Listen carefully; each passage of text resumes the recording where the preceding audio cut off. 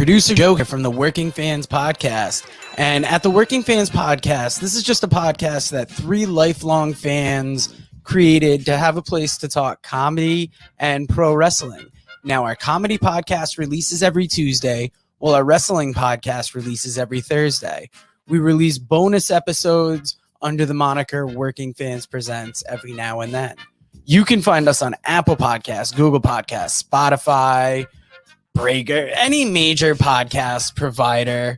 The important thing is just please like, rate, review, subscribe wherever you listen to us. Now, we have started a new thing. We are now on Amazon and Audible. So those episodes release every Monday. And that's kind of going through the archives and just releasing our old episodes in a new area. So if you want to live through the process with us again, take that journey with us again, you can find us over on Amazon and Audible. Now, if you can't get enough of us in the audio form, check out our YouTube. It's youtube.com/C/Working Fans Wrestling Pod, or just search Working Fans Podcast on YouTube.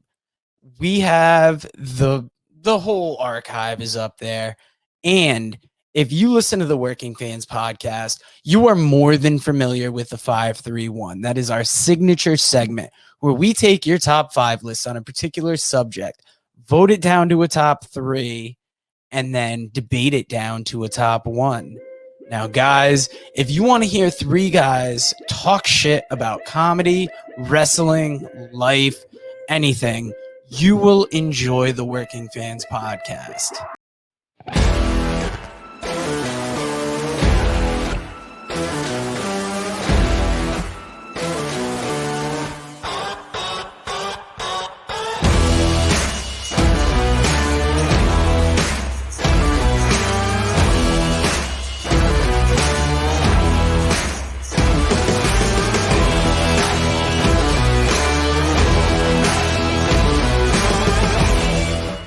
All right, everybody, it's the Working Fans Podcast coming at you with the Combatcast, Episode 5, Man Called Dave, Man Called Chevy.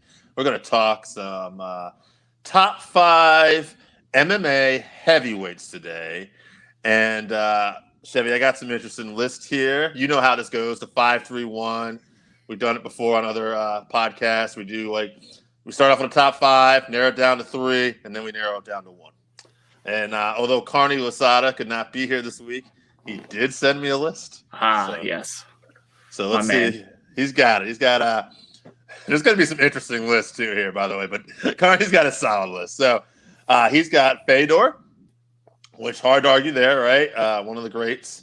I'm sure he'll come up with a few lists here. Stipe, another guy that's probably going to be on the list. Kane, DC, and he also has Big Nog. I feel like, I hadn't really refreshed this list yet. People sent it to me. I screenshot it. So I feel like Fedor, Stipe, and Kane are going to be like a consistent top 3 on a lot of these lists. I would imagine, yeah. I think so, too. What do you think about Big Nog? So when I was thinking about my list, a lot of the big-time heavyweights were before my time watching MMA, so I haven't seen a lot of Big Nog fights, but I would imagine he's probably on a few people's list based on his resume. Well, yeah, and we'll go from that list, and I'm going to give you a special list right now. This from a guy, we know him, the Man Called Cran. He's got an interesting list here. I'm sure it's interesting. Now he took to heart. I told him, give me your favorite. I asked Cran. I said, just give me your favorite MMA heavyweights. And so he said he went with, this is his top 5. This is Cran's top 5, folks. I feel like this should be a segment. Yeah, right. He's got Daniel Cormier. So that's his top 1. That's good. Mark Hunt, Junior Dos Santos, Sola Pele, who has had a few fights, and Cran basically remembers he fought Nikita Krylov at heavyweight. Krylov was a heavyweight. and he knocked him out in a match that we watched. It was basically blurry because we were having problems with the weather that day, and he couldn't tell who they were. And then the next time we saw this guy, he knocked somebody out, and he started singing, and Cran just fell in love with this guy. So for those who don't know, so he's also, I think, called the Hulk or something like that too. So Soleil, the Hulk, Pele. And then Fabio Mananando, who's the most famous. He fights at light heavyweight. He's known for hanging on the fence, and he does like this kind of motion where he's swinging, like invites people. He's a good counterpuncher. And Cran loves this guy. And actually, he's fought at heavyweight. He fought Fedor and basically embarrassed, like he beat up Fedor for 5 rounds in this Russian promotion. And the Russian promotion, of course, did what a lot of crooked promotions do. And they gave the fight to Fedor. Your winner, Fedor. Yeah. Oh, the commentary was horrible. So this is an interesting list. Why don't we just ignore the last 2? I've never heard of either one of those people, and I wouldn't expect anything less from Cran. Yes. So why don't we ask about Mark Hunt? What are your thoughts on Mark Hunt? I love Mark Hunt. So if we're picking favorite heavyweights, he would definitely be top of my list. But he has a salty record. He's like 14-13 or something like that, you know? Mm-hmm. He's a lot of fun and very interesting guy. But I don't know if I'd put him on the top list for best of all time. No, not for MMA, but if we change this list to maybe top 5 combat heavyweights and you take all that K1 kickboxing and stuff, I'm not saying he makes it then, but he probably looks a little better on your list. Like if you're looking at top 10 combat heavyweights, right? Mark Hunt, somebody could, because we're talking about a guy who really was mostly a kickboxer for his career and then had this MMA resurgence where he basically, he had a few fights in Pride. UFC had to take his contract, and they couldn't cut him. And then they were going to get rid of him. He begged him to stay, basically, I think. And then he basically went on a tear for a little while, knocking people out, had these great walkaway knockouts. And up until he got a little older. Yeah. Just the best at the knockout and walkaway. 1,000%. Big fan of him. Now, Jesse from New Hampshire, who gives me a lot of wrestling and comedy lists. I don't know how many MMA lists, but he was able to give me heavyweights. So he's got Brock Lesnar, again, wrestling fan, right? Frank Mir, Kimbo Slice, Big Nog, and this is a fun one, Big Country Roy Nelson. That was all over the place. All right, I like it. Yeah. All right, so since we'll take a couple of the more ones we're not going to see. All right, Lesnar, Kimbo Slice, and Roy Nelson are probably people we might not see on people's list. Now, in the case of Lesnar, he was at least a heavyweight champion. You're not going to say that about Slice and Big Country, especially Slice. What are your thoughts on just give me those 3 guys in particular? They're all super exciting for sure. Big personalities, skills wise, probably not at the top for me, but Lesnar, obviously, like you said, was world champion in the UFC. So, all the respect to him, R.I.P. Kimbo. But Big Country, always been a big fan of Big Country. Yeah, charismatic, likes to rub the belly, good knockout power, iron chin. Black belt in jiu-jitsu, refuses to use it. So respect. Apparently kung fu master too, maybe. Yeah, right. Yeah. Oh man, Lesnar to me, we'll take him for example. He's a guy that I just feel like MMA passed him by. Like he got in, he was able to get the right fights. He capitalized on that, and had a lot of power, great wrestling background. Probably wasn't a lot of drug testing going on back in those days, but a bad motherfucker nonetheless. Like not taking it away from him, but he doesn't rank in my top 5 heavyweights in MMA for that reason. Top 5 attractions in MMA. There's an argument to be made there. Conor, just off the top of my head, Conor, GSP, Ronda, maybe Silver and Brock might be, Like it's up there. The Diaz I'd put him up there, yeah. Yeah. So, and Kimbo, YouTube guy, very exciting, big personality on The Ultimate Fighter. And honestly, in a way, kind of an overachiever. You know what I mean? Like he's still got fame going on past his life, and you still see him on video games and shit. So, He had a good story too. Coming from backyards and everything. So, absolutely. Now, Randy Osgood's got a list here, and Randy's gonna give us a little more on the skill side. I think here we got Stipe Miocic, Cain Velasquez, Josh Barnett, Randy Couture, and then Fedor rounds up his top 5. So again, we're going to see the usual suspects I was expecting to see: Cain, Stipe, and Fedor. But we're a little interested on this list. We got Barnett and Randy Couture. What are your thoughts on those guys? Barnett is super exciting. If he had come a little later on, I think he might have been even better, up near the top of more lists, but still super exciting. I know right now he's trying to get that fight with Fedor for Fedor's last fight, which I'd like to see that. Yeah. I was wondering if we'd see him on a lot of people's lists or not. What do you think about, side note here, what do we think about Hager versus Fedor? So I can't remember where I heard it, but someone brought up for Fedor, that'd be great for him for his last fight. It's a fight he definitely should win. Big name. Josh Barnett is a much tougher fight. So, I mean, for Fedor, that'd be great. But for the fans, I'd like to see, personally, I'd like to see Josh Barnett get his shot at him. But yeah, and I mean, I know why Hager wants to fight. It's a big name. Right. And even though he's probably going to be an underdog, he's fighting a guy on the downslide. So it's a bigger opportunity with less risk going against a guy like Barnett or somebody. I guess it's safe to say I favor Fedor, but I favor Barnett over all of them. Right. So yeah, so I get where Hager's coming from, and he's trying to take a shot. But yeah, if you're gonna go like who deserves it, it's probably Barnett. And honestly, this is MMA; it's not pro wrestling. And Hager, although has a little bit of a name, I don't think his name is any bigger than Barnett. So I think Barnett is the bigger fight. And if I was Bellator, I think that's the one I would try to get. But who knows? You never know how these things are going to play out. But Randy Couture, any thoughts on him? He was a little before your time watching this.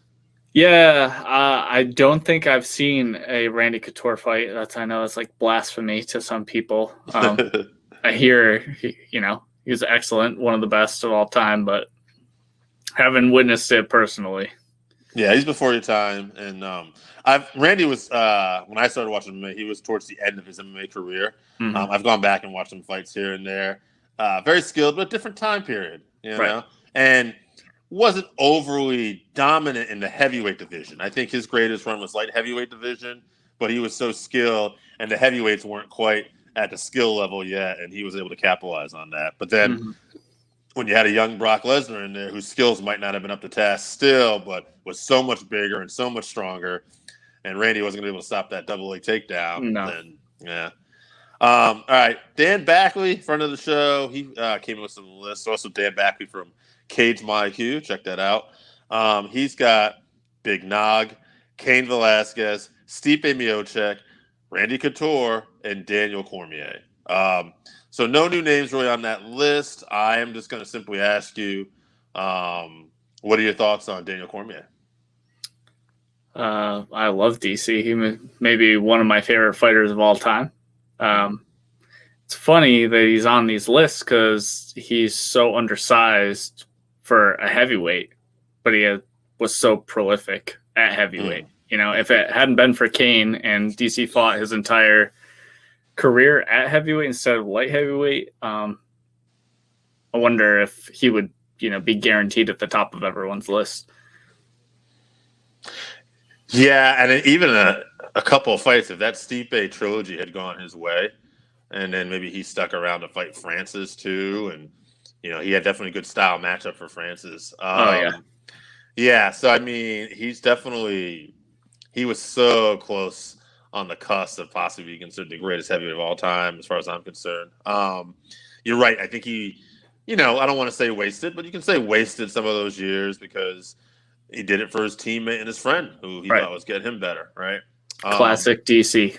Yeah, classic. Great DC. fighter, better person. Yeah, better person. Yeah, I know some people give him shit because he was a trash talker here and there, but behind the scenes, DC was Fuck always those been people. DC's always been a great guy. I mean, maybe him and Jones didn't get along, but I don't think we've seen evidence that John Jones was the classier guy. I think John has even said one of the nicest things I think John ever did say was one time. I think he did say was that he hopes to be more like a man like DC is in his personal life at one point. And I think John might eventually fuck that up and said some nasty shit anyway again. But yeah. But all right, I'm gonna give you my list. So I got Fedor. I didn't watch a ton of Fedor. I have watched some fights, but to me, it's like he was undefeated for so long. I feel like he has to be on the list. I got Stipe, most successful title defenses. He did it in the modern era. Very skilled. To me, Stipe is the GOAT. Cain Velasquez. Cain, man, if you didn't have all these injuries, I think just like we're talking Stipe, like we're probably talking about Cain. He looks so dominant against everybody. And you look like JDS, who was like the next best heavyweight at that time. Other than JDS catching and clipping clipping Cain in the first fight, Cain went on to dominate him in the most dominant way possible. Like he dominated every round and then finally finished him in either round 4 or 5. And it was like there was no competition there. Like he slowed down Dos Santos and he took years off his career. And then I had to finish it off with Cormier because, again, I think a couple of these fights go his way. DC's in discussion of greatest heavyweights of all time. He was that close. And then last but not least, I kind of went back to the Pride days, and I looked at another guy who was super dominant and was still fighting up until a few years ago and getting wins once in a while, Mirko Cro Cop. Super exciting. As I believe it's a left foot hospital, right foot morgue. And to me, it's like, just go back and watch some of this stuff what this guy did. He was just electrifying. And when you look at his kickboxing credential, he's another one probably we're talking about greatest combat heavyweights of all time. But as far as MMA, he still made my top 5. So any thoughts on Cro Cop and then your own list, sir? Cro Cop is great. He's super scary. Remember he had that, what was that stare down he had with Wanderlei? Oh, yeah. I was like, oh, geez, someone's going to like literally die in this fight. That was great. Yeah, I love Cro Cop. It's interesting to hear you talk about Cain. He's on my list also, but you may have raised him up a little bit for me. I didn't see him fight that much either. So he's towards the end of his career, he was injured the whole time, basically that I've been watching. So I'll give you my list though. So the top of my list is DC. For the same reason I said before, if he had fought his entire career at heavyweight, I think he'd be the best of all time. He got clipped by Stipe, and also he fought really dumb in the first loss to him, and he was, just taking all those body shots. But it is what it is. Stipe is number 2 on my list for the same reason you said. His title defenses in the modern era. Obviously, heavyweights especially have more skill now than they did back in the day. Fedor, number 3. The only reason I don't have him higher is because, although he has a great record, I'm sure he fought a lot of cans on his way to that record. So, and, unfair Russian decisions in his favor, such things. So then I have Cain, which we already talked about, and then I have Verdum, which I didn't hear as much Verdum on the list as I thought I would. Super dangerous, best jiu-jitsu heavyweight probably. The Nog brothers I hear were also very good, but and I was thinking about putting Overeem on the list too. So obviously his record's not very good, and that's kind of what threw me off. But when people are allowed to do as many steroids as they wanted, and he was Ubereem, he was terrifying. So yeah, I almost had him too. I was just thinking the same thing. And he had the Strikeforce belt. He had titles in Japan. Dream. Right, K1. And I was like, oh man, this guy was so dominant. But when I just started thinking of edging out the top list and the consistency, I thought a little bit towards his end he got knocked out a little too much. But it was close. I could definitely saw. I wouldn't argue like someone said he's top 5. I just from my list, I just slightly not there. He'd be in my top 10. And Redoom was another guy I thought about maybe making the list too. Because again, here's the guy that gave Fedor his first loss after like a decade too. He's the one that pulled it out of nowhere. And then did the same thing, I think, to Bigfoot Silva too, who was on a massive roll at the time. So, and besides the Strike Force, he's also been UFC heavyweight champion. He was always in the mix and pride. So yeah, I can see this, guys. Now, when I look at his list, I think we're seeing Stipe, Kane, Fedor, and Cormier are the names that I think more on most of these lists. We got to bounce somebody out of that to get our top 3. I think people are going to be mad at us. Yeah, but no matter what. I'll be on the same page. I think you made a kind of a good point when we look at some of these decisions and some of the time period. Like, whatever, man. I think I'm going to bounce Fedor. Fedor fought a lot of people. Most of his impressive wins were back in the day, I feel like. Yeah, I don't think we evolved, and although you got to look at it from the time period, I just think we start looking at the best. Man, if you can match these guys up like in their primes, I don't think Fedor takes Stipe, Kane, or DC. I mean, I think he takes a lot of people. I just think this top 3, and I think we're agreeing this is at least the top 3, is just like the best. And that being said, now we got to boot one of these other guys. And to me, it's like, okay, Stipe and Kane never fought, right? But DC and Stipe have. And whether DC could have won it or not, he didn't at the end of the day. So I kind of am leaning towards Stipe, but I almost feel like I'm kind of tipping our hand here. Stipe is probably going to be number 1, but between Kane and DC, like, who do you think?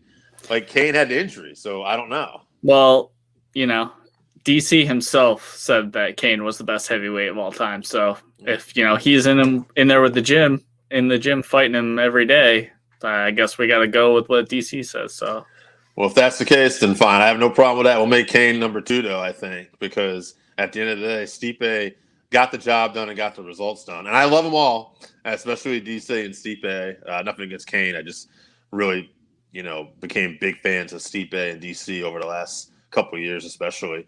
And I think at the end of the day, like, to me, Stipe has the proven track record. And honestly, he makes a few adjustments. He gets back in there. Would it be shocking to see him beat Francis Ngannou and end up being heavyweight champion one more time? Definitely not. No.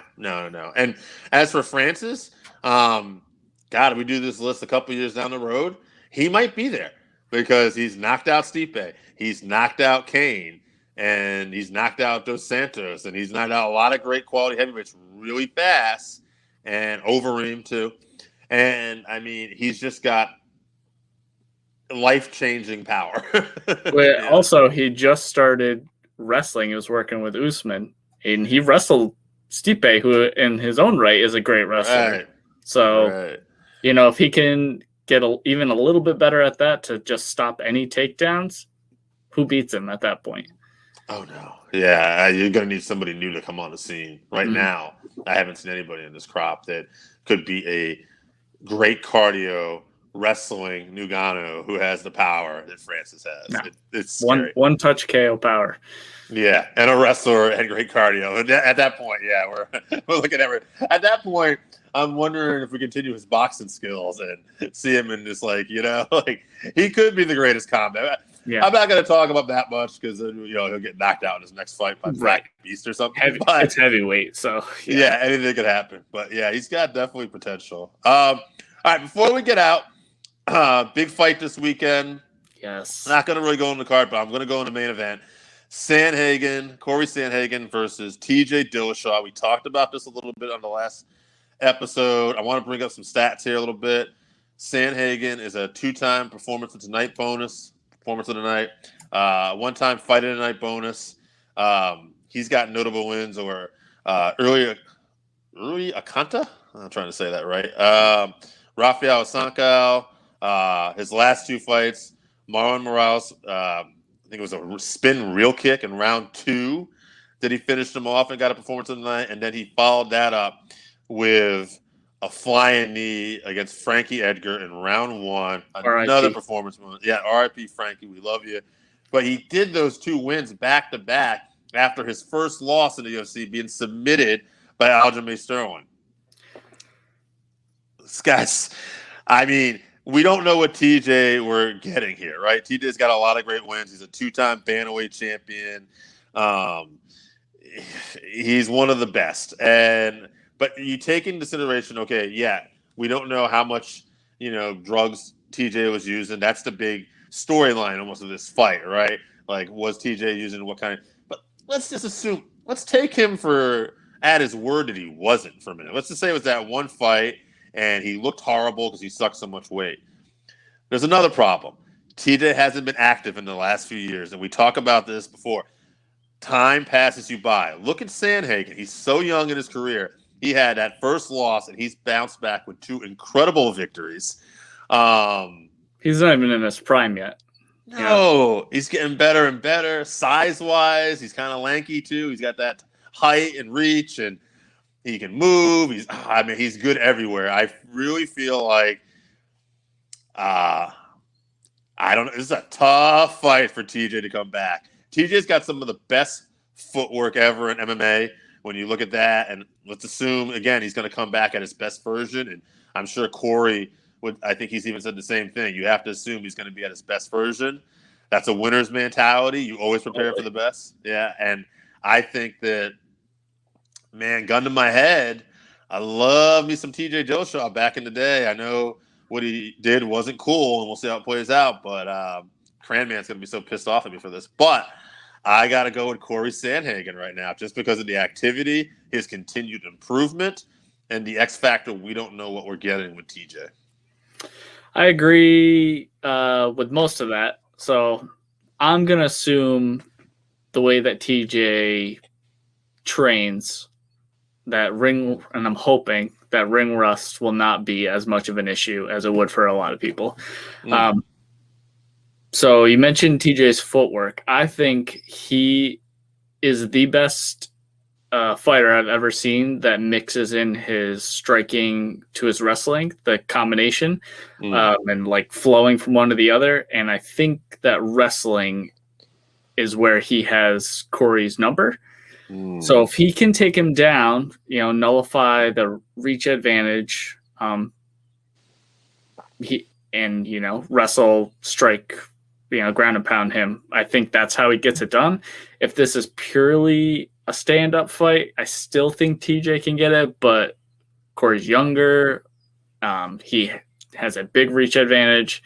TJ has great footwork, but Corey also has really good footwork, so that might nullify it. So there's reports that they trained together when they were at Elevation. And depending on who you ask, I guess, one got more of the victories in those training sessions than the other. So I know that Corey's camp is confident that they're going to win. But I love Corey, but I'm pulling for TJ. I would love a redemption story for him. I think Corey's going to have the belt no matter what at some point down the line, but TJ, if he's going to get to the belt, he's, in his mid-30s, I think, at this point. He needs to get this win to get in title contention. So hopefully he gets this win against Corey, and then he gets a title shot right after this. That's what I'm hoping for. I mean, it's a great storyline. I'm sure Matt Serra wouldn't be a big fan of it, but I think most people – it always comes off like Matt had a real distaste for cheaters, obviously, and people who cheated. But I always thought there were certain people, too, like what's his name? Belfort, that we kind of gave like a pass to, and Anderson Silva. They're gentlemen, and they're from Brazil, but – man, their records are pretty spotty. Chael Sonnen's pretty spotty. We seem to like him, but boy, we really had a lot of hate for TJ. whatever. I don't know the whole story, but I'm just saying. With TJ's, EPO drug use, it makes sense to me that he would use it to cut weight to get down to that for that 125 fight. And he looked awful, awful, like a ghost. Mm-hmm. So I'm hoping that he was truthful about that, and that's the only time he used it, because I stand for TJ real hard. He's one of my favorite fighters, so I just don't want to believe that he's a cheat, Yeah, no, I get it. I'm a big fan of him from the time he upset Renan Barão the first time. And, great fight. Great What a performance, Both fights with Renan, but he changed Barão's trajectory. Like, he totally turned his career around. Yeah, Barão was never the same after that. Mm-mm. And TJ was just like he was doing the performances that we're seeing Sandhagen kind of do almost a little bit now. It's almost a mirror image. So that's kind of why I lean towards Sandhagen a little bit in this. But don't get me wrong, I love the idea of TJ coming back and them having a great ass fight, and TJ pulls it off, and then this leads to TJ getting a shot at the bantamweight title. And man, the guy he was close to getting those legacy fights, right? Like jumping divisions, stuff like that. Yep. Maybe should have went featherweight instead of flyweight, bro. Yeah. Because when you're that lean to begin with, and I always I was like, man, he's a smaller kind of lean bantamweight. I think that's the issue. Like, he's going to have to probably be one of the great bantamweights of all time. Like, I don't see him being the kind of guy who can really jump weight classes, because he looks too shrinking down at flyweight, and he doesn't too short for featherweight. Yeah, the size factor would be a huge, I think, disadvantage. But yeah, we'll see what we get when it comes to this weekend. So you're picking Dillashaw, and I'm picking Sandhagen. But obviously, we both think this fight's going to be close. Love both guys. Yeah, both are great, both talented, both exciting style fights to watch. For sure. So we'll see how it goes. All right. So that's the Combat Podcast. We pick Stipe as our all-time MMA heavyweight. Get at us. We're sorry. That's how it's going to be. Cleveland Cleveland rocks. All right. We're out.